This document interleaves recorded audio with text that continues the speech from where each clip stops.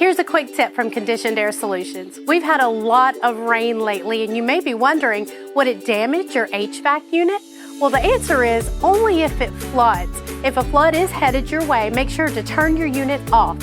Once the flood is over, call a licensed HVAC professional to assess whether the unit needs to be replaced or whether it can simply dry out. And for more, check out conditionedairsolutions.com.